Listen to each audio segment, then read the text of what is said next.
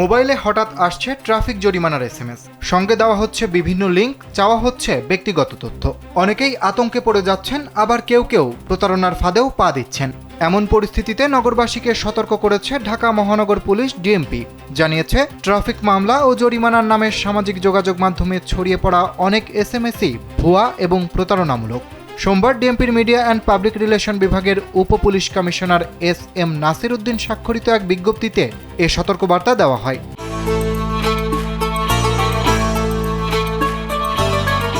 বিজ্ঞপ্তিতে বলা হয়, সড়ক পরিবহন আইন 2018 লঙ্ঘনের ঘটনায় কোনো যানবাহনের বিরুদ্ধে মামলা হলে ডিএমপির ট্রাফিক বিভাগ সংশ্লিষ্ট ব্যক্তির ঠিকানায় দায়িত্বপ্রাপ্ত কর্মকর্তার স্বাক্ষরযুক্ত একটি চিঠি পাঠায়। প্রয়োজন হলে কেবল দুটি নির্ধারিত নম্বর থেকে এসএমএস পাঠানো হয়ে থাকে।